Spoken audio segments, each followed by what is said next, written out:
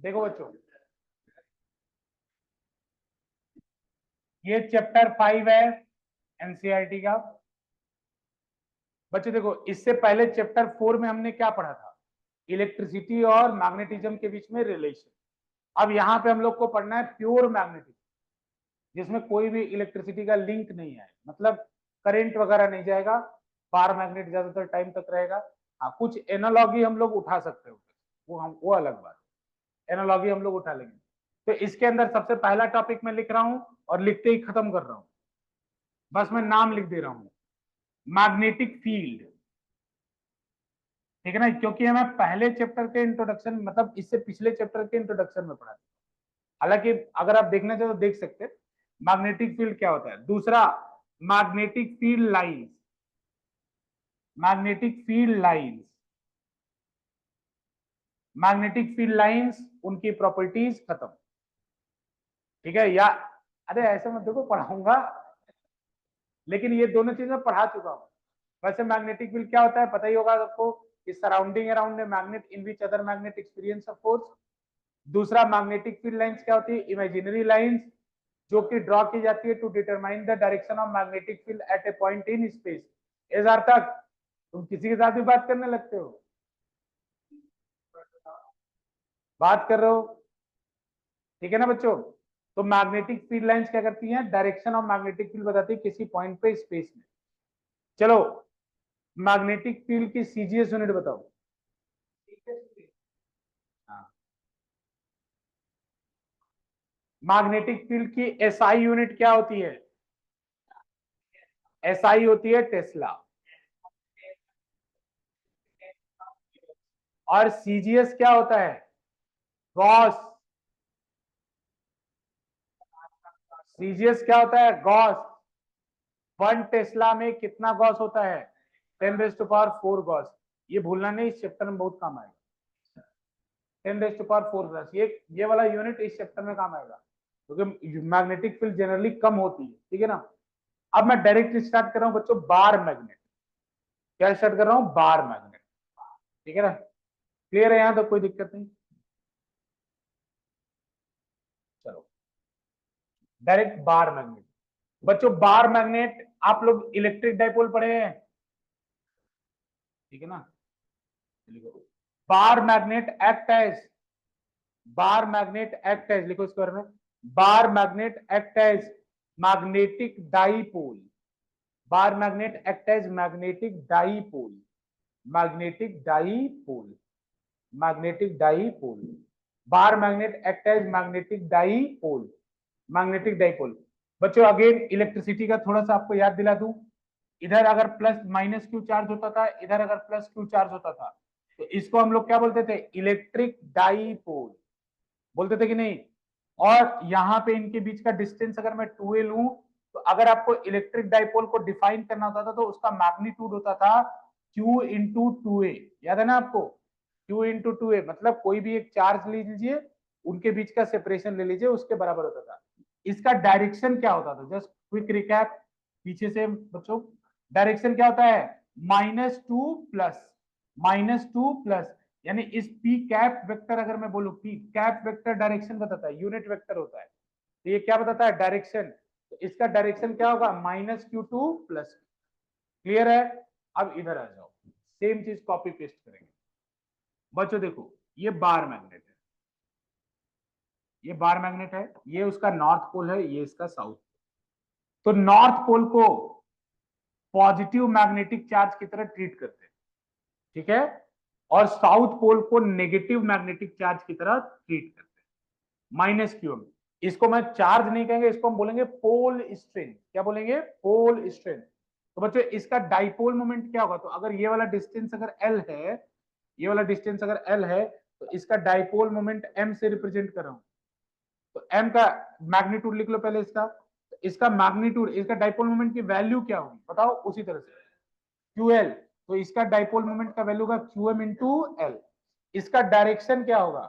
तो डायरेक्शन बताओ, -2 प्लस, यानी south to north, south to north, इतना नोट करो।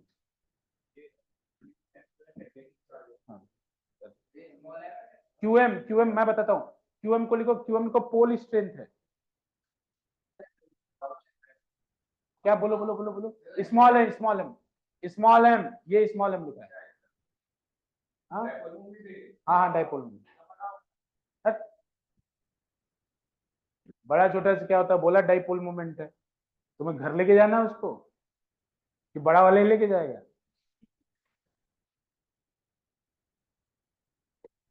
तुम काम से मतलब रख भाई। उस उसको अभी पिछले वाले, ठीक है ना। क्यूएम क्या है यहाँ पे, पोल स्ट्रेंथ।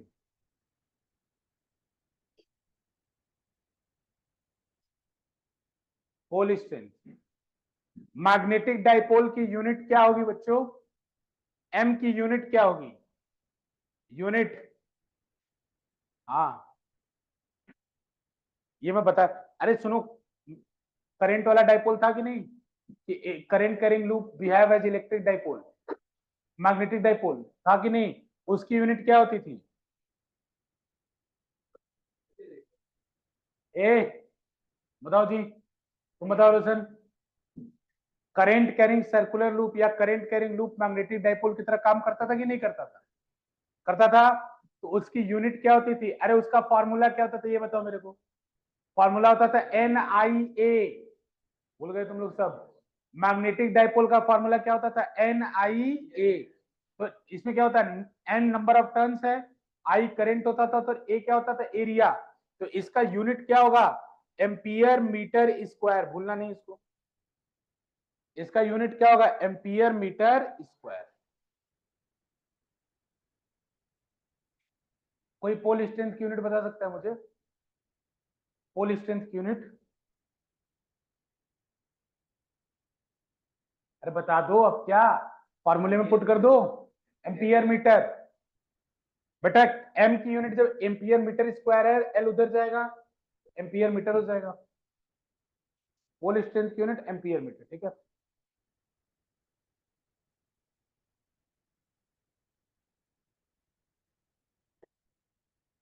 करेक्ट।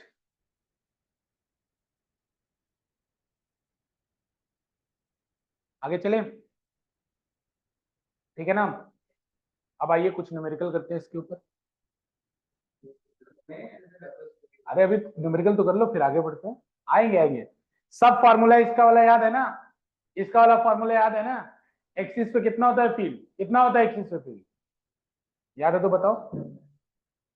डाइपोल के एक्सिस पे कितना फील्ड होता है? अरे गधो, 2kp/x³ और डाइपोल के इक्वेटोरियल पॉइंट पे क्या फील्ड होता है? -kp/x³। वो देखो 1 साल से छोड़ के बैठा है, उसको याद है सब।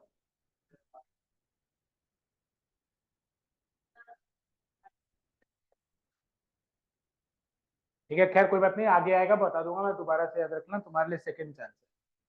मतलब ऐसा समझो, इलेक्ट्रिसिटी और मैग्नेटिज्म दोनों कॉपी पेस्ट चल रहा है। यहाँ का सीखोगे तो पहले चैप्टर का भी डाइपोल का समझ में आएगा। क्वेश्चन, क्वेश्चन लिखो, find the net dipole moment, find the net dipole moment of the following, find the net dipole moment of the following.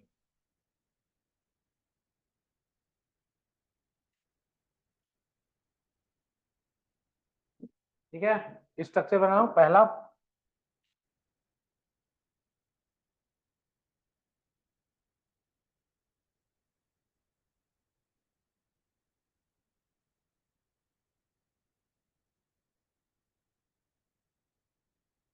Same, दोनों मैग्नेट सेम स्ट्रेंथ के हैं, सेम मैग्नेट है, आइडेंटिकल। मैग्नेट्स आर आइडेंटिकल,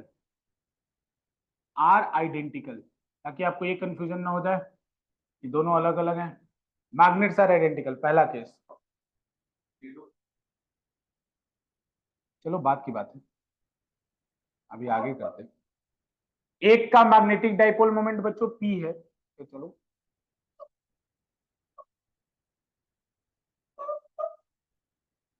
ठीक है ना। एक magnet का magnetic moment of single magnet is equals to P. दूसरे वाले का बताओ, पहले वाले का क्या होगा अभी बताते हैं। करेक्ट है, चलो आगे बढ़ो।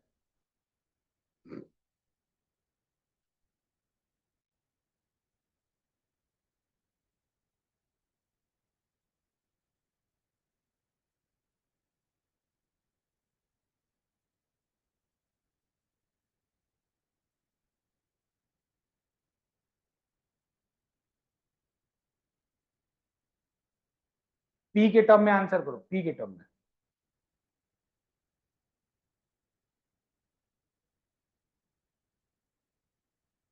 अरे कुछ नहीं, ये वेक्टर का परीक्षा है आपका, ये एंगल 120 है।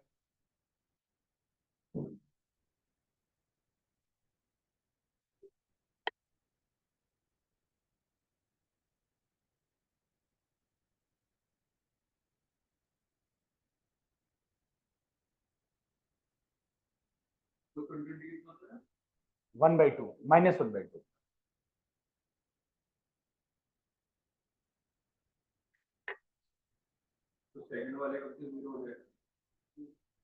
सेकंड वाले का भी 0।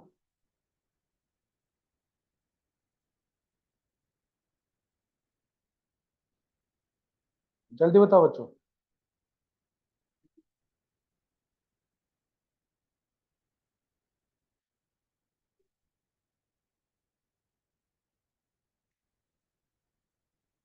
देखो बच्चों, इधर मैं बारी बारी, दूसरे वाले का 1 आएगा, पी के टर्म में आंसर होगा, पी के टर्म में आंसर होगा, ठीक है ना। इधर देखो, जाने दो, इधर देख लो, कोई बात नहीं। इसका बताओ, इसका मैग्नेटिक डाइपोल का डायरेक्शन क्या होगा? साउथ टू नॉर्थ ना, एक का बताओ पहले। पी, इस वाले का किधर होगा? South to north. पी 0 कैसे हुआ जी? 2p हो गया। सेम डायरेक्शन में वेक्टर रहे तो डायरेक्ट जोड़ दो, ये दोनों वेक्टर है, सेम डायरेक्शन में डायरेक्ट जोड़ दो 2p। जितने जितने लोग को एक फॉर्मूला नहीं आता याद रखो, लिख लो। अगर दो वेक्टर है ए और बी, इनके बीच में एंगल है थीटा, ठीक है ना, और आपको इनका रिजल्टेंट निकालना है, तो इस रिजल्टेंट के मैग्नीट्यूड का फॉर्मूला होता है, दोबारा बता रहा हूं, बार बार बता रहा हूं, A square plus B square plus 2ab cos theta. ये कई बार बता चुका हूं लेकिन फिर भी बता रहा हूं, A square plus B square plus 2ab cos theta. बेटा समझ रहे हो कि नहीं? ये किसी भी, तो अभी पहले केस में कॉस 0 हो जाएगा, तो ए कॉस 0 हो जाएगा तो जाएगा A square plus B square plus 2ab, तो ए प्लस बी का होल स्क्वायर, तो ए प्लस बी आ जाएगा, तो 2p आ जाएगा। दूसरे वाले का क्या आएगा? √2p। करो, अरे घबराते क्यों? साउथ से नॉर्थ क्या है? p। इधर ध्यान दो गधो, सारे ध्यान दो इधर। साउथ से नॉर्थ क्या है? p, और ये भी क्या होगा? p। तो p और p 90 पे है, तो क्या होगा? p का स्क्वायर प्लस 2p का स्क्वायर कॉस 90। कॉस 90 कितना होता है? 0। तो ये पूरा 0 हो गया, क्या बचेगा? p square plus p square 2p square, उसका रूट, तो कितना का आंसर, कितना है इसका? √2p। हाँ, √2p, इसका आंसर आएगा √2p। नहीं बेटा, देख लो, दिक्कत हो बता दो आपको। बेटा p है एक का p, दोनों के बीच में एंगल कितना है? 90। फॉर्मूले में पुट किया, cos 90 0, a square p square plus p square 2p square, कितना हो गया? टाइम से करो बेटा, तो क्लास रिकॉर्डिंग देख लेना जो छूटा है, ठीक है ना। बस ये स्टार्ट ही है। बेटा तीसरा निकालो खुद से, cos 120 -1/2। बेटा निकालो निकालो निकालो, चलो। तीसरे वाले का क्या होगा? p, अरे मैं बस बना दे रहा हूं, निकालो खुद। फिर p, इनके बीच में एंगल कितना है? 120, खुद निकालो।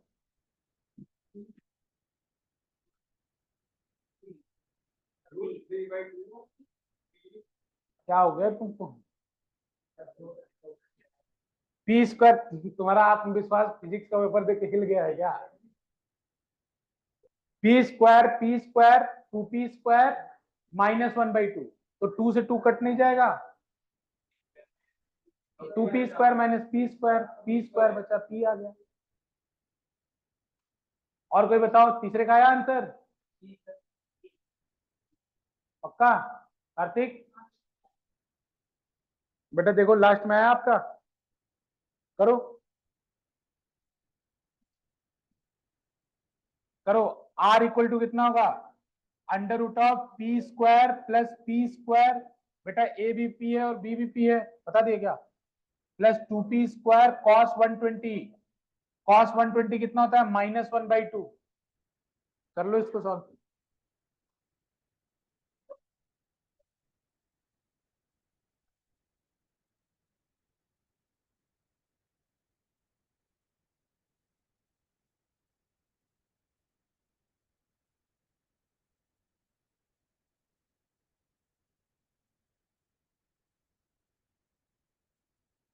कर लोगे ना? और ऐसे याद भी रखना चाहिए कि अगर दो इक्वल वेक्टर हो और उनके बीच में एंगल 120 हो तो उनका रिजल्टेंट भी उन्हीं के इक्वल आता है। ये याद भी रखे तो कोई बुरी बात नहीं। अगर दो इक्वल वेक्टर हो, उनके बीच में एंगल 120 हो तो उनका रिजल्टेंट भी उन्हीं के इक्वल आता है। ई के इक्वल आया कि नहीं आया? बच्चों अगर डायरेक्शन पूछता तब क्या करते? तो अगर इक्वल वेक्टर हो तो ये जो रिजल्टेंट वेक्टर है ये इनके एंगल बाइसेक्टर पे जाएगा, मतलब इधर से ही 45 बनेगा और इधर से ही 45। अगर यहाँ पे पूछे कोई आपसे कि रिजल्टेंट किधर जाएगा तो इसके एंगल बाइसेक्टर पे जाएगा, पीने 60 पे जाएगा, 1 से 60 पे। अगर दो इक्वल वेक्टर है तो एंगल बाइसेक्टर पे हमेशा आपका रिजल्टेंट जाता है। ये बात अब याद रखिए, ये वेक्टर का बेसिक है, ठीक है? यहाँ यूज कर रहे हैं, ठीक है, लेकिन ये वेक्टर का बेसिक है। ये फॉर्मूला सबको जीवन भर, मैंने बताया जिसको ये फॉर्मूला याद नहीं हो साइंस का स्टूडेंट कहलाने का अधिकारी नहीं। याद रखना ये फॉर्मूला जिसको नहीं याद है, √a² + b² + 2ab cos theta mod magnitude का है बस ये। डायरेक्शन का एक और फॉर्मूला बताए तो बताना राज। डायरेक्शन का एक और फॉर्मूला बताए थे हम। नेक्स्ट चलो बच्चों, इसका फॉर्मूला क्या होता है मैं बता दे रहा हूं। वैसे बेटा आप नोट कर लीजिएगा, ये ड्राइंग बना के नोट करिएगा तब फायदा है। ये ड्राइंग बनेगा, ये नोट करिएगा। बाकी अगर आपको एंगल ए से चाहिए, अगर आपको एंगल ए से चाहिए तो मान लीजिए ए से एंगल में अल्फा कह रहा हूं, ए से एंगल में अल्फा कह रहा हूं। अरे डायरेक्शन बताने का तरीका क्या है कि ए और बी आपको दिया होगा, तो अगर मैं ए से एंगल बता दूं और या बी से बता दूं तो डायरेक्शन पता चल जाएगा। तो tan अल्फा का फॉर्मूला होता है, B sine theta upon a + b cos theta. ठीक है? ऐसे ही पढ़ेगा तो क्या होगा? अगर tan बीटा निकालना हो, एंगल ऊपर वाले से निकालना हो, तो ऊपर आएगा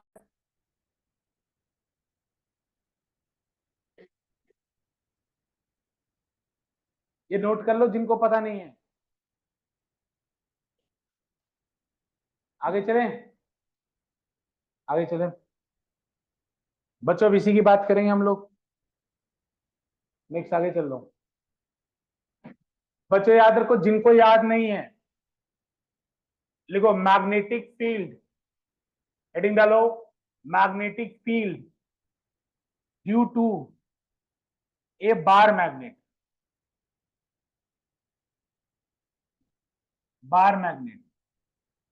एट पहला axial position, at axial position.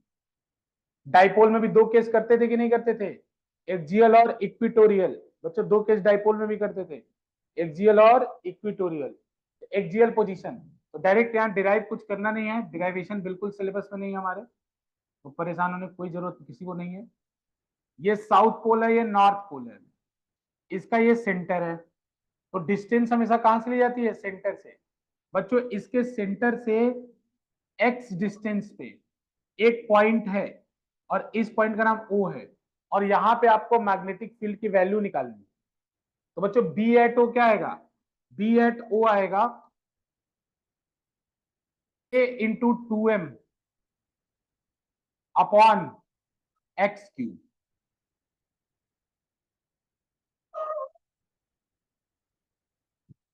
के into 2m upon X cube. बच्चों के क्या है यहाँ पे, के यहाँ पे है म्यू नॉट अपॉन 4 पाई, म्यू नॉट अपॉन 4 पाई।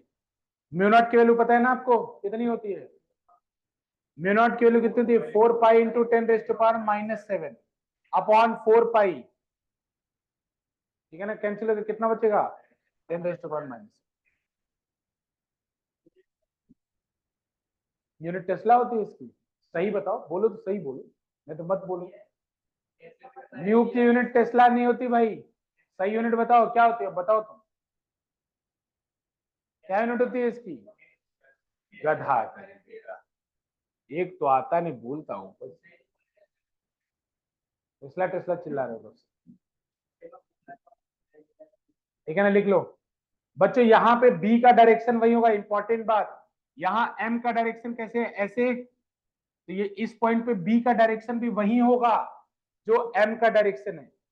यहाँ पे बी का डायरेक्शन भी वही होगा जो एम का डायरेक्शन है। ठीक है, समझ में आ रहा है कि नहीं आ रहा, बी का भी डायरेक्शन वही होगा जो एम का डायरेक्शन, यानी बी भी इसी साइड लगेगा। इसीलिए तो वेक्टर बनाया ऊपर कि एम और बी का direction same.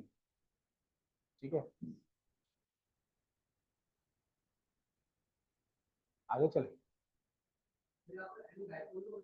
M dipole moment है, एम अभी पीछे बताया था ना डाइपोल मोमेंट है। ठीक है, आगे चले। एम की value most of the time आपको दी रहेगी, आपको निकालनी है, दोनों में से कुछ होगा। ठीक, आगे चल गए। दूसरा पता ही आपको क्या होगा, इक्वेटोरियल पोजीशन नोट कर लिया था ना बेटा। दूसरा क्या होगा, इक्वेटोरियल पोजीशन, बचा हुआ है, जल्दी से नोट करो,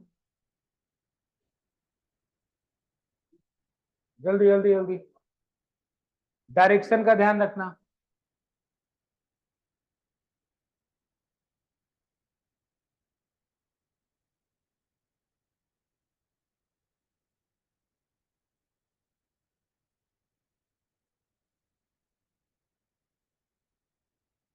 ठीक है,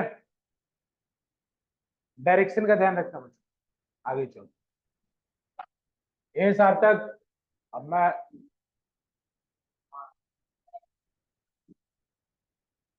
इक्वेटोरियल पोजीशन लिखो, इक्वेटोरियल पोजीशन,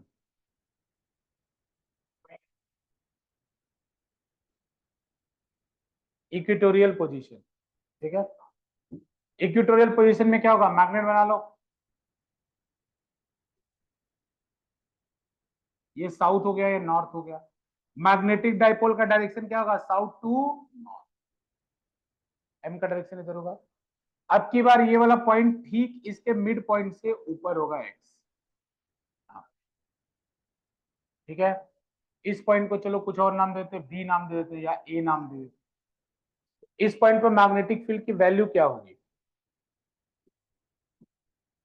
इस पॉइंट में मैग्नेटिक फील्ड की वैल्यू क्या होगी, तो B at A will be equal to K into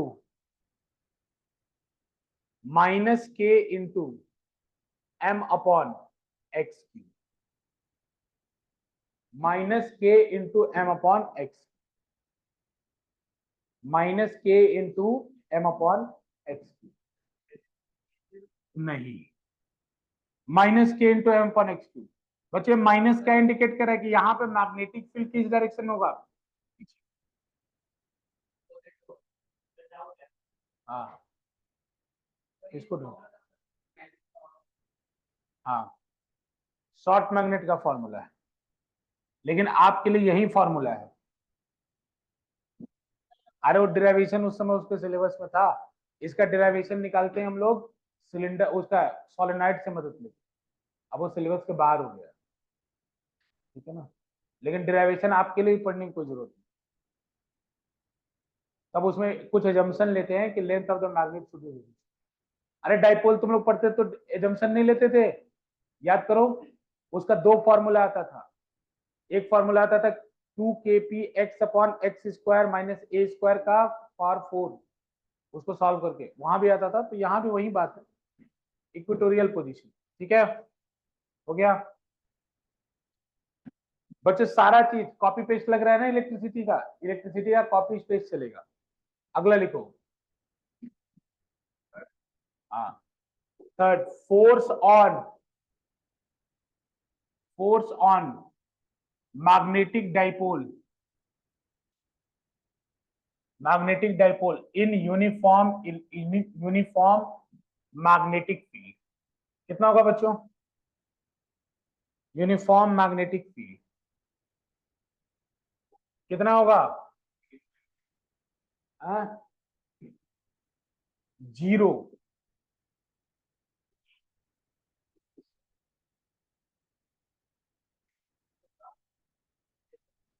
क्यों 0? अरे कोई डाइपोल होता था, उसको जब यूनिफॉर्म इलेक्ट्रिक फील्ड में रखते थे तो डाइपोल के ऊपर क्या होता था? अगर दो चार्ज है, एक प्लस क्यू है, एक माइनस क्यू है, तो प्लस क्यू वाले पे फोर्स इधर लगता था और माइनस क्यू वाले पे फोर्स इधर लगता था। कितना? क्यू इंटू ई। और इधर भी मैग्नीट्यूड भाग की बात कर रहा हूं, क्यू इंटू ई, क्यू इंटू ई। ये दोनों फोर्स कैंसिल, माइनस ने मैग्नीट्यूड लिख रहा हूं, ध्यान नहीं देते हो बात। तो दोनों फोर्स एक दूसरे को क्या करेंगे? कैंसिल कर देंगे। प्लस वाला आगे जाएगा तो माइनस वाला उसके अपोजिट जाएगा।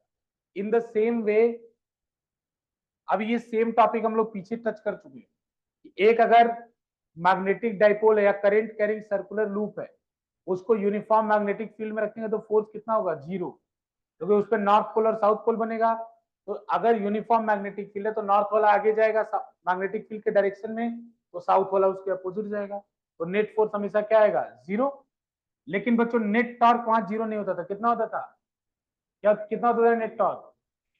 एम बी साइन थीटा होता था कि नहीं? M B, M B sine theta. तो यहां भी होगा। चौथा लिख लो, नेट टॉर्क, इसीलिए या इसी का सब केस बना लो, टॉर्क नेट या net torque, net torque on magnetic dipole in uniform magnetic, net torque on magnetic dipole in uniform B. Formula तुम्हें पता है, सेम फॉर्मूला कॉपी पेस्ट।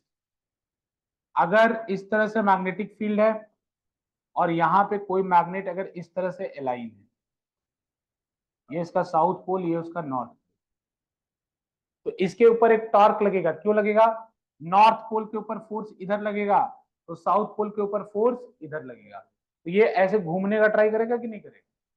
यानी टॉर्क तो लगेगा। तो टॉर्क का फॉर्मूला क्या होगा? तो देखो यहाँ पे एम का डायरेक्शन भी तो ऐसे होगा ना, और बी का डायरेक्शन ऐसे होगा। इनके बीच का एंगल मान लो थीटा है।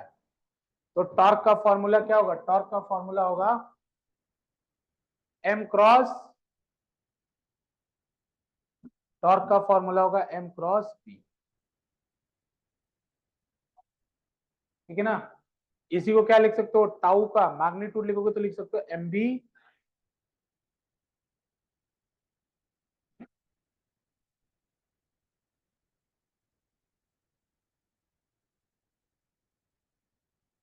इलेक्ट्रिक डाइपोल में इन सब का डेरिवेशन भी था, लेकिन यहाँ डेरिवेशन नहीं है। बाकी इलेक्ट्रिक डाइपोल में इन सब का डेरिवेशन था, और करना चाहे तो कर भी सकते हैं। अरे चार्ज की तरह ही तो है, minus q m plus q m मान के इलेक्ट्रिक वाला डाइपोल पूरा डेरिवेशन उठा के इधर कर देना, minus q m plus q m मान के। अरे कुछ नहीं, मैं रिवीजन करा रहा हूँ। शाबाशी मत दो, नहीं तो हम स्टिक से शाबाशी देंगे। समझ रहे हो कि नहीं? हो गया, लिख लिया? चलो बच्चों, इसी में लिख लो पोटेंशियल एनर्जी। बच्चों याद करो फिर से, इलेक्ट्रिसिटी, इलेक्ट्रिसिटी के अंदर फोर्स क्या आता था? टॉर्क बराबर आता था पी क्रॉस ई। याद है कि नहीं तुम लोग? पी साइन थीटा होता था यहां पे पोटेंशियल एनर्जी भी निकालते थे, वो निकल के आता था माइनस पी डॉट ई, याद है, minus P cos theta, copy paste. Potential energy, जिसको इलेक्ट्रिसिटी आता है उसको ये सब फॉर्मूला मैंने कुछ भी नया बताया ही नहीं, जिसको इलेक्ट्रिसिटी आता है पूरा कॉपी पेस्ट कर रहा हूं, इलेक्ट्रिसिटी का रिवीजन करा रहा हूं। पोटेंशियल एनर्जी की बात करो, पोटेंशियल एनर्जी कितना होगा, तो यू से इसको रिप्रेजेंट कर रहा हूं, कितना होगा, माइनस एम डॉट पी। अरे पी की जगह एम आ जाएगा, ई की जगह बी आ जाएगा, लॉजिक एक्सटेंड करो बस। ए समझ आ रहा है तुमको, ये डायरेक्ट पीछे वाला फॉर्मूला कॉपी पेस्ट है। इसमें एक चीज बताया था, स्टेबल इक्विलिब्रियम, याद है किसी, कब होता था,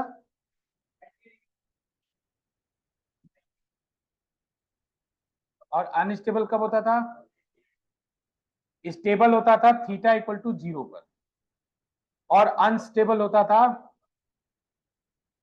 थीटा इक्वल टू 180। कोई बात नहीं, स्टेबल इक्विलिब्रियम, बच्चे स्टेबल इक्विलिब्रियम की बात कर रहे हैं। जैसे अगर आपसे पूछे कि for the condition of stable equilibrium का मतलब क्या होता है, जहां नेट टॉर्क भी जीरो और नेट फोर्स भी जीरो। तो देखो बच्चों, फोर्स तो हर सिचुएशन में जीरो है, ऊपर लिखा था भाई, फोर्स तो हर सिचुएशन में जीरो है, बताया ना कि यूनिफॉर्म मैग्नेटिक फील्ड में फोर्स हमेशा जीरो है टाइप। लेकिन बच्चों टॉर्क जीरो कब होगा, जब इस फॉर्मूले में थीटा जीरो हो और या थीटा 180 हो। तो बात आ रही समझ में, दोबारा रिपीट कर रहा हूँ, थीटा जीरो या थीटा 180 तभी तो टॉर्क जीरो होगा ना। तो जब टॉर्क जीरो होगा उस समय इक्विलिब्रियम कहा जाएगा, क्योंकि इक्विलिब्रियम होने के लिए नेट फोर्स भी जीरो होना चाहिए और नेट टॉर्क भी जीरो होना चाहिए। बेटा आपको समझ आ रहा है, तो टॉर्क जीरो कब होगा, थीटा जीरो पर और थीटा 180 पर। तो थीटा जीरो पे जब टॉर्क जीरो होता है तो उसको हम लोग बोलते हैं स्टेबल इक्विलिब्रियम। पूरा फुल फॉर्म लिख लेना जिसको पता नहीं है, स्टेबल इक्विलिब्रियम। और थीटा जब 180 पे होता है तो अनस्टेबल इक्विलिब्रियम। स्टेबल इक्विलिब्रियम और अनस्टेबल इक्विलिब्रियम मतलब जीरो पे भी जीरो होता है और 180 पे भी जीरो होता है, लेकिन जब टॉर्क की वैल्यू, लेकिन जब थीटा जीरो होता है तो उसका अलग से एक नाम भी होता है उस इक्विलिब्रियम का, उसको हम लोग बोलते हैं स्टेबल इक्विलिब्रियम। ठीक है ना, स्टेबल इक्विलिब्रियम का क्या मतलब होता है, स्टेबल इक्विलिब्रियम का मतलब क्या होता है, वो तो बात ठीक है, तुम बता रहे हो, मैं पूछ रहा हूँ मतलब क्या है, वो तो पता है कि फॉर्मूला रख के मिनिमम आ जाएगा। लेकिन बच्चों इसको इसको एक्सपैंड करके ये तो लिख सकते हो ना आप लोग, माइनस एम डॉट बी, तो क्या लिख सकते हो, minus M B cos theta, लिख सकते कि नहीं लिख सकते, माइनस एम बी, इतना तो कर सकते हैं आप लोग। थीटा किसके बीच में एंगल है, थीटा किसके बीच में एंगल है, एम और बी के बीच में, theta is the angle between m and B. अरे ये सब याद रखोगे ना भैया, इसमें क्या है, ठीक है। बेटा देखो, इक्विलिब्रियम तीन टाइप का होता है, अगेन आई एम रिपीटिंग, तीन टाइप का इक्विलिब्रियम, मतलब जैसे मान लो इस तरह से एक सरफेस ले लो, अगर मैं किसी गेंद को यहां पे रख दूं, गेंद है और इस तरह से कर्व कोई सरफेस, तो यहां पर रख दूं तो ये इसका इक्विलिब्रियम पोजीशन है, इक्विलिब्रियम पोजीशन है ना, मतलब ना तो फोर्स लग रहा है ना टॉर्क लग रहा है। अगर मैं इसको यहां से थोड़ा भी डिस्प्लेस कराऊं, तो डिस्प्लेस करा कर छोड़ू तो ये वापस आना चाहेगा कि नहीं आना चाहेगा। तो जब आप इक्विलिब्रियम पोजीशन से किसी को डिस्टर्ब करें और वो वापस अपने इक्विलिब्रियम पोजीशन में आना चाहे, तो ऐसे इक्विलिब्रियम को हम लोग क्या बोलते हैं, स्टेबल इक्विलिब्रियम। लेकिन जब आप यहाँ पे एकदम धीरे से ले जाकर रख दो, तो अभी भी ये रुका हुआ है, अभी भी इक्विलिब्रियम में, एकदम आराम से रखो, और थोड़ा भी हिलाओगे तो नीचे गिर जाएगा, आराम से रखो, अभी भी रुका हुआ है, अभी भी net force net torque zero है। लेकिन अगर अब की बार तुमने थोड़ा भी डिस्प्लेस करा दिया तो अपनी जगह पे कभी नहीं आएगा। ऐसे इक्विलिब्रियम को हम लोग बोलते हैं अनस्टेबल इक्विलिब्रियम। समझ आ रहा है, जैसे उंगली के ऊपर किसी रॉड को बैलेंस करना, कौन सा इक्विलिब्रियम, अनस्टेबल, थोड़ा भी गिरा खत्म काम। तो स्टेबल और अनस्टेबल मतलब समझ में आ रहा है, स्टेबल में अगर जैसे देख लो यार, ये स्टेबल, स्टेबल इक्विलिब्रियम में क्या होगा, ये जो मैग्नेट होगा ये मैग्नेटिक फील्ड के ऊपर पड़ा होगा ऐसे साउथ नॉर्थ, तो एम इधर होगा और बी भी इधर है, तो दोनों के बीच में एंगल कितना है, जीरो। अब अगर मान लो मैंने इसको ऐसे डिस्प्लेस करा दिया, ऐसे डिस्प्लेस करा था, किया तो डिस्प्लेस किया तो देखो ये फोर्स आ गया इधर, नॉर्थ पोल बी के साथ जाएगा और साउथ पोल बी के अपोजिट जाएगा, ये दोनों फोर्स खींच के इसको ऐसे घुमाना चाह रहे हैं कि नहीं घुमाना, तो वापस अपने ऐसे वाले पोजीशन पे आना चाह रहा है। जब वो आना चाह रहा है तो इसको कौन सा इक्विलिब्रियम बोलेंगे, नहीं आना चाहेगा। तो जैसे अब इसी का उल्टा देख लो, अगर इसको साउथ को उधर कर दो तो तुम जैसे इसको थोड़ा सा डिस्प्लेस करोगे नॉर्थ ऐसे पूरा घूम जाएगा, वापस ही नहीं जाएगा, तो उसको हम लोग क्या बोलेंगे, अनस्टेबल। समझ आ रहा है कि नहीं आ रहा है? तो ये बात याद रखना एनर्जी वाले में, ये तो मैंने खैर अलग से बता दिया। तो बच्चों स्टेबल इक्विलिब्रियम में एनर्जी मिनिमम होती है, कितनी होती है लिख लो। कैसे लिखोगे, क्या पुट करोगे, थीटा की वैल्यू क्या पुट कर दोगे, 0। देखो माइनस एम बी कॉस 0, तो स्टेबल इक्विलिब्रियम में पोटेंशियल एनर्जी कितना होगा, माइनस एम बी। अनस्टेबल में पोटेंशियल एनर्जी कितना होगा, cos 180। cos 180 क्या होता है, -1, तो कितना हो जाएगा, प्लस एम बी। फिजिक्स में याद रखना, एनर्जी जितना कम ऑब्जेक्ट उतना स्टेबल, एनर्जी जितनी ज्यादा ऑब्जेक्ट उतना अनस्टेबल। तो इसीलिए स्टेबल इक्विलिब्रियम में माइनस में आ रहा है और अनस्टेबल में प्लस में आ रहा है। हाँ इसी के अंदर लिख लो पोटेंशियल एनर्जी, टॉर्क वाले में ही लिख लो साथ साथ। टॉर्क का फॉर्मूला होता है पी साइन थीटा, पोटेंशियल का फॉर्मूला होता है, sorry m B sine theta, potential का फॉर्मूला होता है माइनस एम बी कॉस। समझ में आ रहा है बच्चों? नीट एंड क्लीन लिखना, थोड़ा सा मतलब अपने खुद पढ़ पाओ ऐसा लिखना। एक 10 दिन बाद तुम खुद सोच रहे हो मैंने ये क्या लिखा है, आराम से ढंग से लिखो, ठीक है। एक और बात, आगे चले बच्चों। एक और बात, जैसे आपको बोले एक मैग्नेट थीटा इक्वल टू 30 पे है मैग्नेटिक फील्ड के रेस्पेक्ट में, जैसे मैग्नेटिक फील्ड ऐसे है, एक मैग्नेट 30 पे है, उसको रोटेट करके 60 पे ले जा रहा हूँ, तो 30 से 60 रोटेट करने में कितना वर्क डन हुआ, समझ रहे हो? अभी 30 पे है, रोटेट करके 60 ले गए, तो तुम कुछ मत करना, इसी में डायरेक्ट लिखना work done is equal to UF minus UI. UF निकाल लेना और यूआई निकाल लेना। क्वेश्चन लिखो, क्वेश्चन।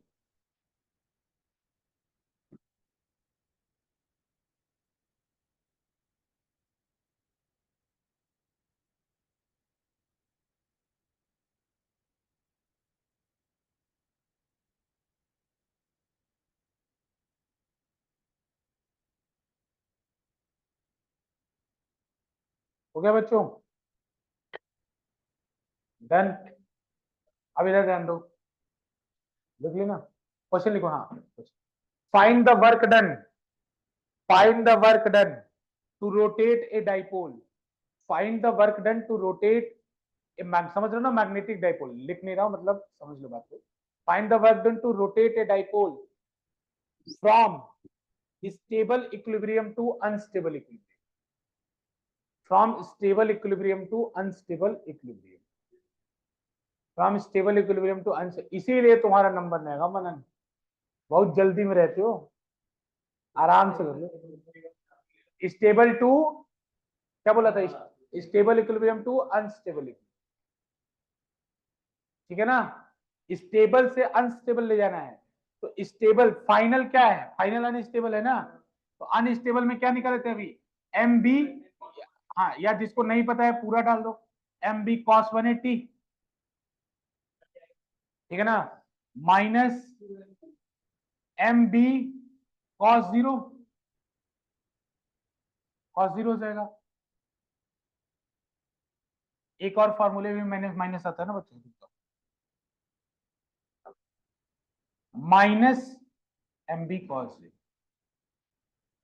ये माइनस क्यों आया दोबारा, अरे ये माइनस दोबारा क्यों आया, फॉर्मूले में होता है, फॉर्मूले में minus M B cos theta होता है, तो शुरू में लिखा ये यू आई यूएफ हो गया और ये यू आई हो गया, बीच में माइनस साइन, तो इसको निकालोगे आएगा प्लस एम बी और यहाँ minus cos 0 1 minus minus plus, तो 2 एम बी।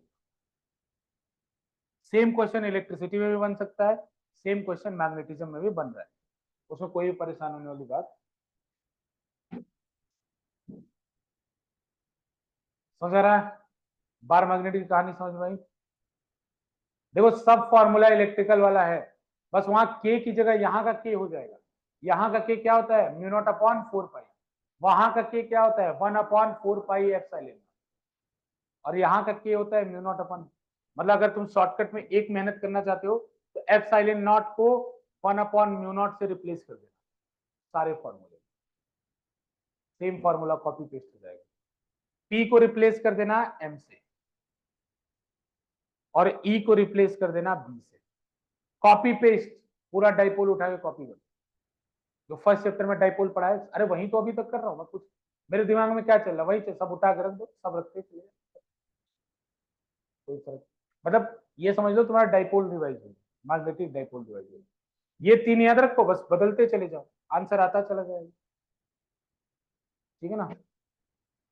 एप्सिलॉन नॉट को 1/म्यू नॉट रख दो, पी के जगह एम रख दो और ई के जगह बी रख दो, कॉपी पेस्ट फॉर्मूला कॉपी, यहां याद करो चाहे वहां याद करो, यहां का याद करोगे तो वहां का याद हो जाए और वहां का याद करोगे तो यहां का हो जाए। दिमाग में बस ये तीन बात याद रखनी, लिखो।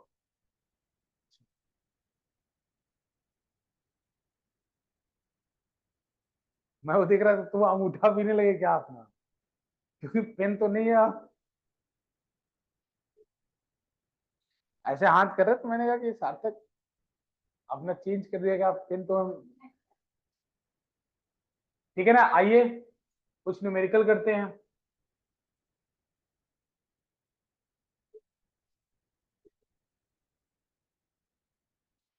आप थ्योरेटिकल तो है ही, अरे बताओ इसमें कुछ पढ़ाया गया अभी तक, अगर सच पूछो तो मैंने कुछ नहीं पढ़ा,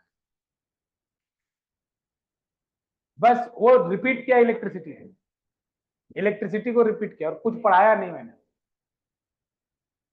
जैसे अगर ज्यादा, जैसे एक आध दिन में हम लोग को पढ़ना रहता तो मैं बोल देता कि इलेक्ट्रिसिटी में वो लास्ट में जो तीन लिखा था वो लिख देता, बोलता जैसे मान लो किसी को जल्दी पढ़ाना रहता तो मैं बोला कि जितना डाइपोल वाला फॉर्मूला पढ़े हो ना उसमें वो रिप्लेस कर, सारा फॉर्मूला बार मैग्नेट के लिए, लेकिन ठीक है टाइम है तो मैंने लिखवा भी दिया।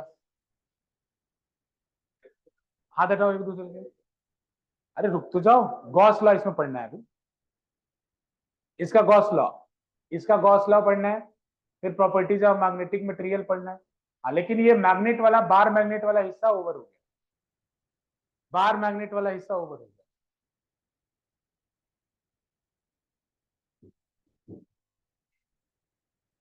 टाइम हो गया,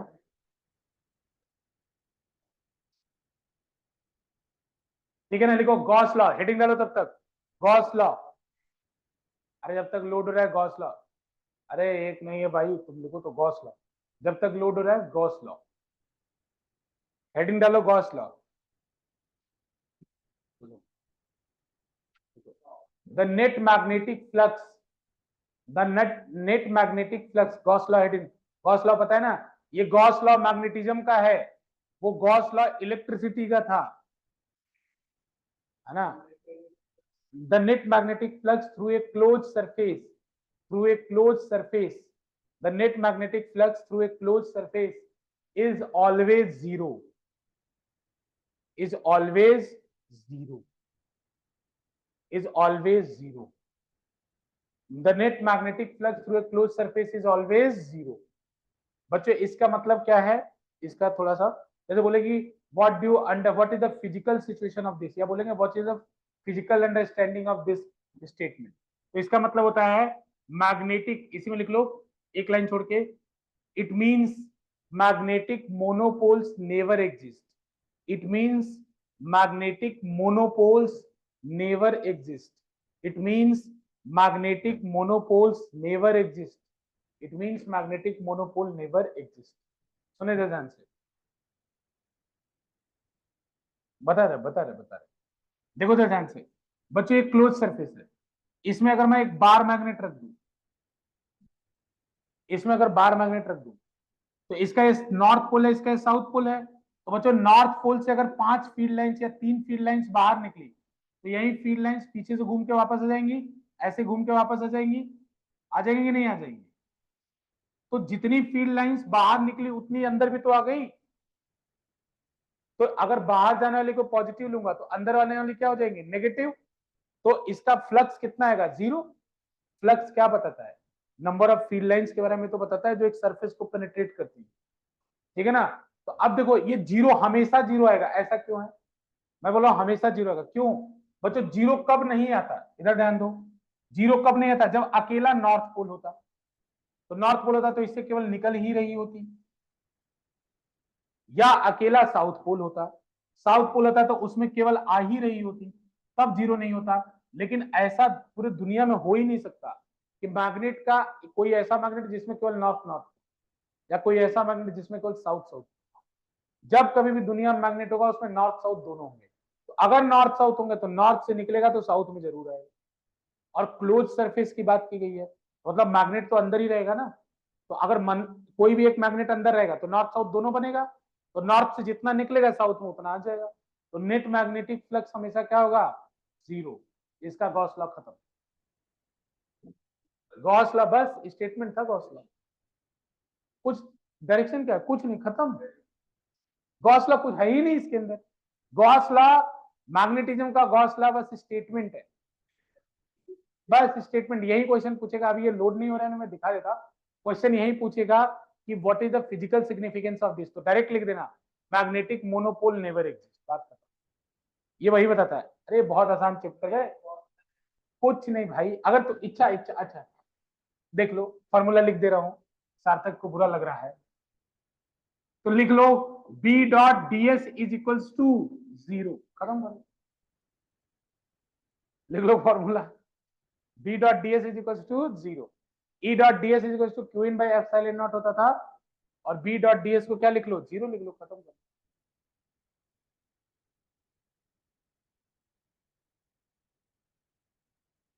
इसमें कुछ है नहीं तो मैं बताता। क्या हुआ? अब देखो, मुझे बस magnet properties of magnetic material पढ़ाना है, तो मैं थोड़ा थोड़ा क्वेश्चन करा दे रहा हूँ। हाँ, एक छोटे मोटे एक दो टॉपिक होंगे, बस चेक कर ले रहा हूँ मैं, ज्यादा नहीं है। मेन टॉपिक जो था अभी बता दिया है। वो ठीक हो रहा है। समस्या इंटरनेट की चल रही है बच्चों को, बस बस। तुम लोग आज ही कंप्लीट करके जाओगे क्या इसको?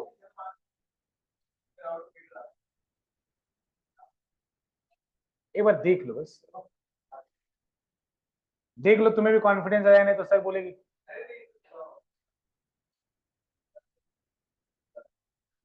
चलो ठीक है, टॉपिक है, ठीक है ना। ये मैंने बार मैग्नेट पढ़ा दिया है, बार मैग्नेट के सारे न्यूमेरिकल करा दिए हैं। अगर तुम्हें बस ये करना है तो प्रॉपर्टीज ऑफ मैग्नेटिक मटेरियल शुरू करो, बोलोगे। एमटीजी है क्या? ले आओ थोड़ा, लेकिन वो ऊपर है। तो निकालो गधे कहीं पे। तुम लोग वेट कर रहे हो, तुम्हारी न्यू एडिशन है, तुम देना जरा। तो उसमें नया नया चीज थोड़ा 2023 का भी क्वेश्चन मिल जाएगा। लेकिन तुमने अभी खोलूंगा बुक तो दो चार पन्ने बाहर गिर जाएंगे। ये होके रहेगा। हाँ,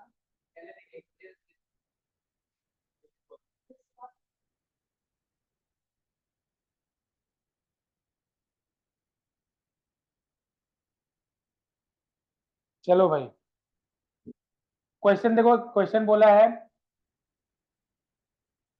एक क्वेश्चन है इसमें, देखो डायरेक्ट डेटा लिख लो, ठीक है ना। मैं डायरेक्ट डेटा लिखा था। ये एमटीजी क्वेश्चन नंबर 6 है, ठीक है ना। डायरेक्ट डेटा लिख लो, एमटीजी क्वेश्चन नंबर 6, डेटा लिख लो, सॉल्व कर लो। डायरेक्ट डेटा लिख लो, बाकी क्वेश्चन लिखने में टाइम क्यों बर्बाद किया। बच्चों, मैं क्वेश्चन पढ़ रहा। A bar magnet of magnetic moment 6 joule per tesla, 6 joule per tesla. हाँ, a magnetic dipole, a bar magnet of magnetic moment 6 joule per tesla. अच्छा, ये यूनिट कहां से आई? मैंने अभी मैग्नेटिक मोमेंट की दूसरी यूनिट बताई थी, एम्पियर मीटर स्क्वायर। बताया था कि नहीं बताया था? तो ये कहां से आ गई? कहां से आ गई ये? सुनिए तो ध्यान से, कहां से आई? टॉर्क बराबर क्या होता है? M B sine theta. इधर ध्यान दो, अगर ऐसा आ जाए परेशान। टॉर्क बराबर m B sine theta. Torque की यूनिट जूल होती है, क्योंकि न्यूटन इंटू मीटर होता है। एम की यूनिट तुम्हें निकालनी है, और बी की यूनिट क्या होती है? टेस्ला। एक टी को इधर भेज दो, ये भी यूनिट हो सकती है, परेशान मत होना, ठीक है ना। बच्चों आगे क्वेश्चन सुनो। इज अलाइंड एट 60 डिग्री, लिखना नहीं है question. Is aligned at 60 degree with uniform external magnetic field of 0.44 tesla with uniform external magnetic field of 0.44 tesla. ठीक है ना। देखो the work done in turning, question इसमें क्वेश्चन का पार्ट है, the work done in turning the magnet to align its magnetic moment, पहला normal और दूसरा अपोजिट टू द मैग्नेटिक। मतलब सीधी बात सुनो, अभी ये थीटा बराबर कितने पे, 60 डिग्री पे, अलाइन कितने पे, 60 डिग्री पे। एक बार आपको इसको 60 से 90 ले जाना है और दूसरा मैग्नेटिक फील्ड के एंटी पैरेलल ले जाना है, पैरेलल ले जाना है, opposite to the magnetic field. मतलब थीटा की वैल्यू कितनी होगी, 180। कर लोगे ना, निपटा दो इसको। हाँ तो अपोजिट जा रहा है तो बी इधर होगा, एम इधर होगा, तो 180। नहीं 90 बोला ना, परपेंडिकुलर बोला दूसरी।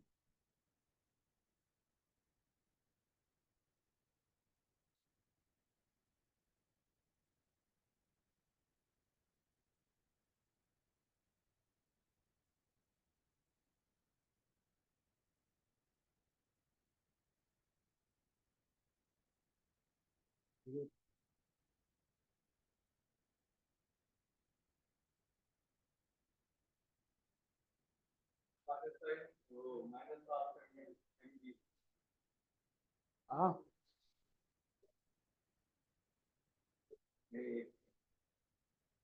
अरे वैल्यूज डाल देना चल। अरे कर लोगे ना, मैं डायरेक्ट बस फार्मूला लिख रहा हूँ भाई, अब देख लेना। देखो कितना आएगा, पहले केस में work done is will be equal to UF minus UI, तो यूएफ माइनस यूआई है तो डायरेक्ट देख लो।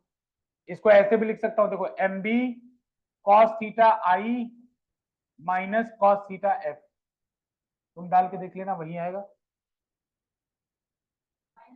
अरे minus M B cos theta I कैसे आया, माइनस होता है ना तो उल्टा हो जाएगा। अरे मैंने क्या किया समझ में आ रहा है आप लोग, क्या किया, ठीक है ना, कोई दिक्कत तो नहीं है। इनिशियल पहले आता क्योंकि माइनस है, अगर प्लस रहता तो फाइनल पहले आता, माइनस बाद में आता।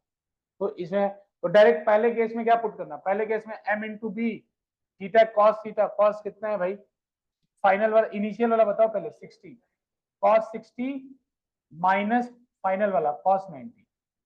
दूसरा बताओ, ये पहला हो गया, दूसरा, दूसरे में क्या करोगे, एम बी फिर से कॉस 60 और माइनस कॉस 180। अरे जो आंसर है वैल्यूज पुट कर दो ना, खत्म कर दो।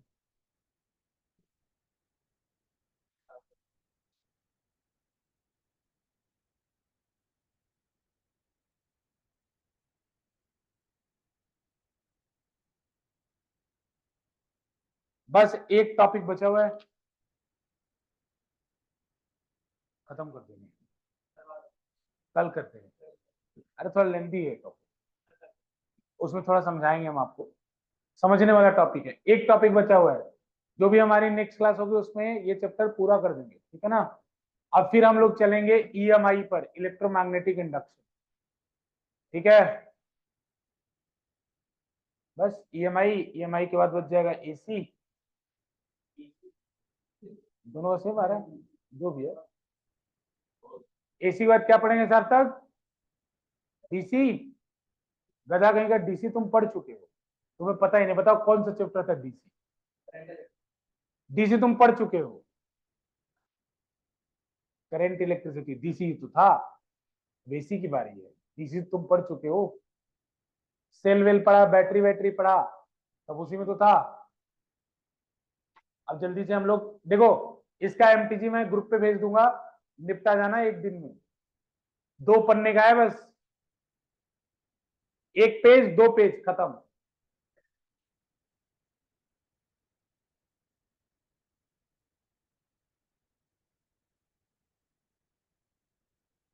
इधर देखो, इधर इधर उस समय मेरे से पूछ लेते। देखो तुम बच्चों, वर्क डन बराबर कितना होता है, यूएफ माइनस यूआई, तुम यही कर लो ना। बाकी तुम देखो, अगर मैंने क्या किया कि थोड़ा आसान करने के लिए, बेटा यूएफ को क्या लिख सकता हूं, minus M B cos theta F, बोल बेटा लिख सकता हूं नहीं, cos थीटा, एफ नीचे मतलब एफ मतलब सब्सक्रिप्ट है,